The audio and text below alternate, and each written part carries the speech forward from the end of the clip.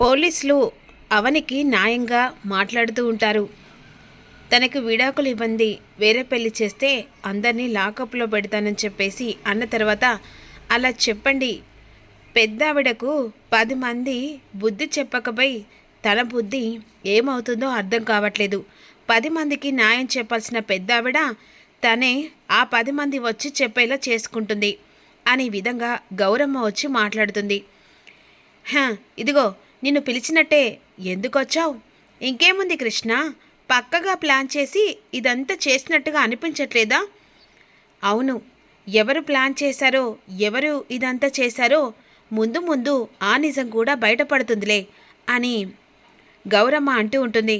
SI గారు, ఇదంతా పక్కన పెట్టండి, దయచేసి మీరు వెళ్ళండి అని చెప్పేసి అన్న తర్వాత, చెప్తున్నాను, ఈవిడకు విడాకులు ఇవ్వండి, మరో అమ్మాయితో తిరిగితే ఈసారి మాత్రం నేను ఊరుకోను, తీసుకెళ్ళి ఇద్దరిని లాకప్లో వేస్తాను, చట్టరీత్యా అది నేరం కూడా అని ఎస్ఐ మాయకున్ను శ్రీకర్కి వార్నింగ్ ఇచ్చి వెళ్ళిపోతాడు. కావాలని చెప్పేసి మన పరువు తీసింది అత్తయ్య గారు, పోలీసులను రప్పించి ఇదంతా రెచ్చగొట్టి ఆ మాయకు శ్రీకర్కి పెళ్లి చేయకుండా ఇదంతా పక్కగా ప్లాన్ చేసినట్టుగా అర్థం అవ్వట్లేదా అని ఈ విధంగా నిహారిక వేదవతితో అంటూ ఉంటుంది. ఎవరు ఎలాంటి వాళ్ళో, ఎవరు ఎన్ని మాయలు చేసి ఇదంతా చేస్తున్నారో పోను పోను మీకే అర్థమవుతుంది. అయినా మాయ చేయాల్సిన అవసరం లేదు. తన భర్త గురించి ఆ పెద్దావిడొచ్చి ఇక అవనిని అడుగుతనే కదా మాట ఇచ్చిన ప్రకారం తను బయటికి వెళ్ళి తన భర్త కోసమని ఇక అటు ఇటు తిరుగుతుంది. ఇప్పుడు తన భర్తను సేఫ్గా ఇంటికి తీసుకొని వచ్చింది. అయినా ఎవరు ఎలాంటి వాళ్ళో త్వరలోనే ముందుకు పడుతుంది.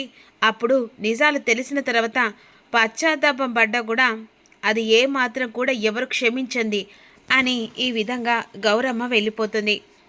అప్పుడు వెంటనే చెప్పింది అర్థమైంది కదా, అయినా ఎవరు ఎలాంటి వాళ్ళో పోను పోను నిజంగా గౌరమ్మ అన్నట్టే బయటపడుతుంది.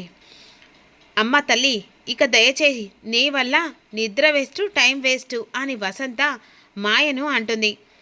అది కాదు అమ్మ, రేపొద్దునొచ్చి మాట్లాడుతూ కానీ దయచేసమ్మా అని అనేసరికి మాయ కోపంగా వెళ్ళిపోతుంది. ఈలోపు గౌరమ్మ బయట నిలబడి అటు ఇటు ఆలోచిస్తూ ఉంటుంది. అర్చనను అవని బయటకు వస్తారు. ఇక అటు చూస్తున్న గౌరమ్మను పిలిచి, గౌరమ్మ బయట ఎందుకు నిలబడ్డావు, అటు ఇటు కంగారుగా ఎందుకు చూస్తున్నావు అని అవని అడుగుతూ ఉంటుంది. నేను మా వాళ్ళ దగ్గరికి వెళ్ళాలని అనుకుంటున్నాను అని ఈ విధంగా గౌరమ్మ అనేసరికి అర్చన ఉన్ను అవని షాక్ అయిపోతారు. అప్పుడు అవని, కుదరదు కాక కుదరదు, నువ్వు మమ్మల్ని వదిలిపెట్టి ఎక్కడికి వెళ్ళాల్సిన అవసరం లేదని చెప్పేసి అవని అంటుంది. లేదవని, మళ్ళీ నేను తిరిగి వస్తాను. వద్దు, తిరిగి వచ్చే అవకాశం కూడా మీకు ఉండదు. నాకు మాట ఇచ్చారు, అందుకనే మాట ప్రకారంగానే మీరు ఇక్కడే కట్టుబడి ఉండాలి అని చెప్పేసి ఇక అవని అమ్మవారి దగ్గర మాట తీసుకుంటుంది, అదే గౌరమ్మ దగ్గర. ఇక మరోవైపు మాయ వేసిన ప్లాన్లో శ్రీకర్ని కాపాడుకొని ఇంటికి తీసుకొచ్చిన పగతో రగిలిపోతూ వెంటనే అదే సమయానికి రాఖీకి ఫోన్ చేసి రప్పించుకుంటుంది.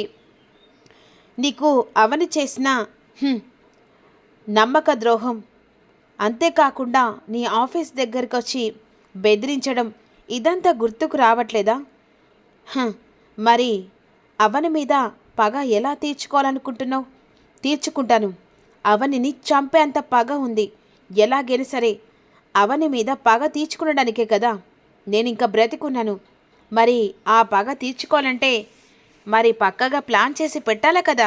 అవనికి అంత పెద్ద దిక్కులా, అంతేకాకుండా ప్రతిసారి అవనికి హెల్ప్ చేస్తున్న ఆ గౌరమ్మను ఎలాగైనా ఇంట్లో నుంచి బయటికి పంపిస్తేనే అప్పుడు అవనిని మన కాళ్ళ కింద తొక్కి చంపేసేంత ఉంటుంది.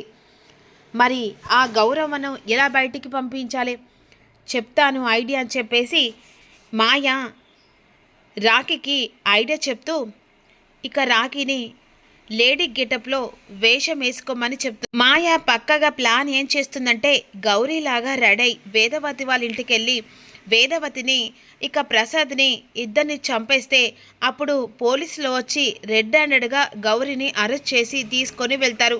ఆ కుటుంబం మీద ఇక హత్య ప్రయత్నం చేశారని చెప్పేసి నిజాన్ని బయట పెట్టిన తర్వాత అప్పుడు ఖచ్చితంగా గౌరీని అరెస్ట్ చేస్తారని చెప్పేసి మాయ ప్లాన్ రాఖీకి చెప్తుంది.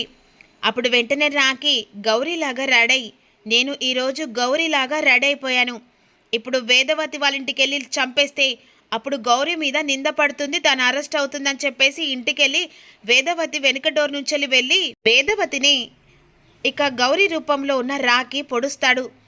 మరి ఈ మాయకు అమ్మవారు ఎలాంటి శిక్ష వెయ్యబోతున్నాడు?